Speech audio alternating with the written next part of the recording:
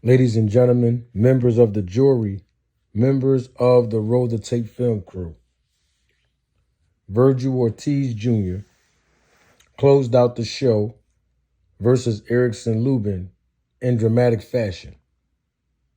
Second round technical knockout scored by Virgil Ortiz Jr. made it look like easy work.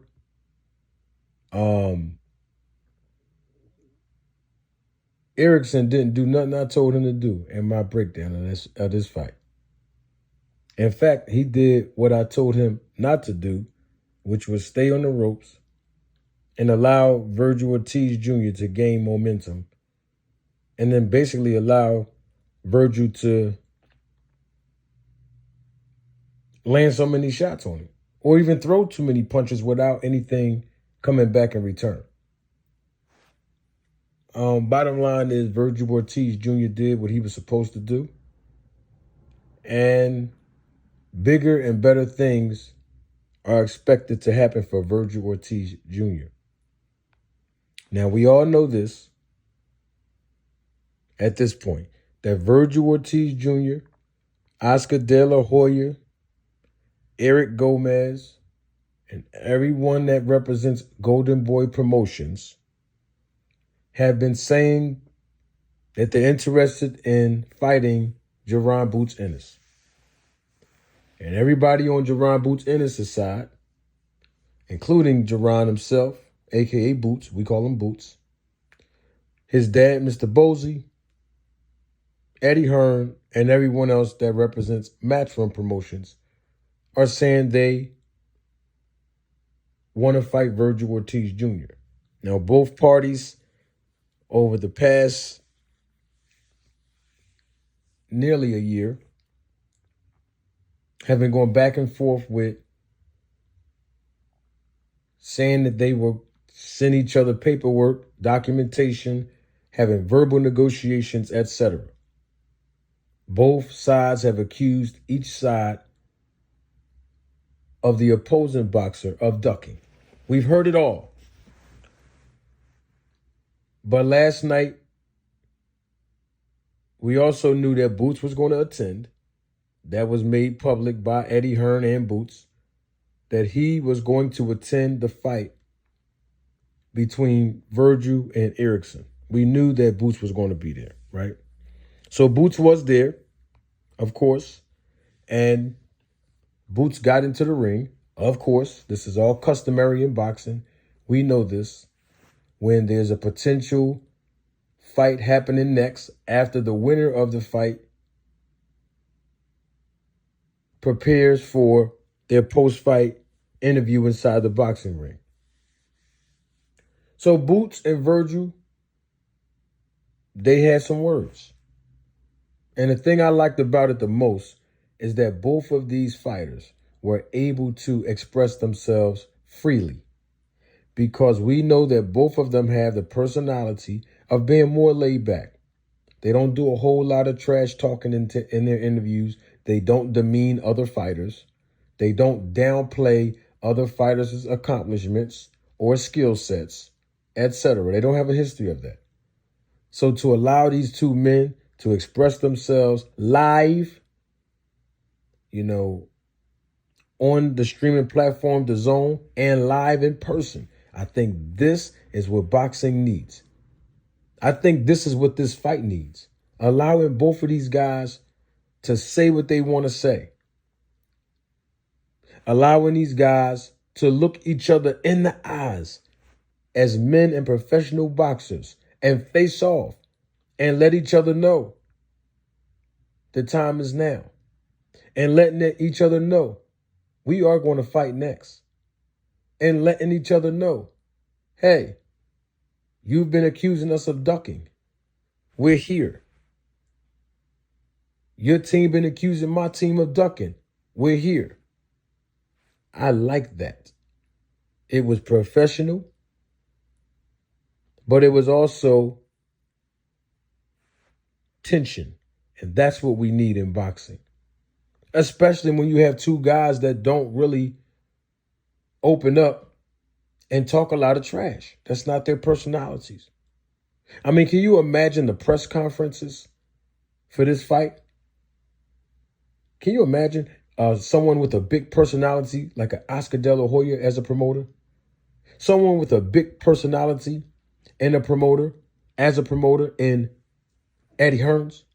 Someone who freely expressed themselves in a respectful manner, but will tell it like it is and call it straight down the middle as a professional boxing trainer like Bozy, the father of Boots?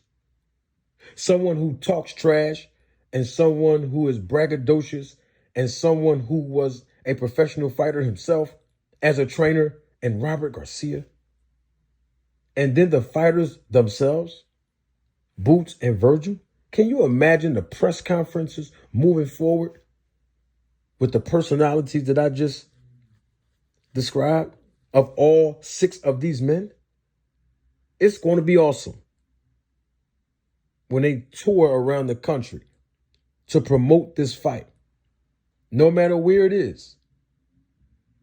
This is the fight that the world want to see and need to see, that's going to continue to progress the sport of boxing, where the best is competing against the best, top level opposition, undefeated world champion caliber level fighters. This is what boxing is missing.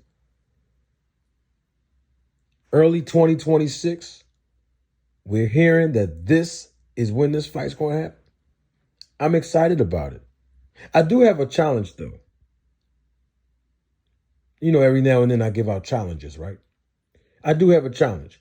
Everyone, whether you are a casual fan, whether you are an avid boxing fan, whether you are an outspoken boxing fan who find yourself expressing yourselves live or in published content on panels in the YouTube boxing community, or if you're a content creator, either way. If you said that Boots ducked Vergil Ortiz at the beginning of this year, when Turki Al-Sheikh and everyone else was lobbying for Boots to be on the undercard and go to Saudi Arabia and move up one weight division, and he declined to do that after coming off of 2 back-to-back successful home-cooked celebrations and fights at home. If you said that Boots ducked Vergil Ortiz, I'm going to need you to come right back out now. And I want to know what your thought process is now. I want to know, do you still think Boots ducked Ortiz? Do you think Boots is still ducking Ortiz? I need you to keep that same energy. Now, I'm not saying don't give credit where credit is due. Now that Boots jumped in the ring on Virgil Ortiz, or now that Virgil Ortiz said he's ready. No. At the time that we've been hearing about all of this, back in December and January of this year, between them fighting each other in Saudi Arabia. Yeah, between that time period. A lot of people kept telling me. A lot of people kept telling comment sections. Not just on this platform, but I'm showing others. A lot of people was jumping on panels. Some content creators alike. All was saying, not all of them, but I'm just saying, all the ones that was agreeing with each other saying, Boots duck Virgil. Boots is scared to fight Virgil Ortiz. And some of y'all weren't even thinking about no Virgil Ortiz before last year. In 2024, you ain't going to find no content creator that was promoting and pumping Virgil Ortiz. In 2023, you ain't going to find a content creator in the boxing community that was promoting and pumping Virgil Ortiz in their titles. But all of a sudden, his name gets brought up. Boots' name gets brought up. And all of a sudden, Boots is just ducking Virgil Ortiz now. Because he declined to be on the undercard. Because he declined to forfeit and sacrifice his right and privilege to fulfill his goal and accomplish his goal and fulfill his dream to become undisputed in the welterweight division, because he didn't want to move up without accomplishing that goal at 154. Excuse me, accomplishing the goal at 147 to move up to 154. He was ducking Vergil Ortiz. What do you say now?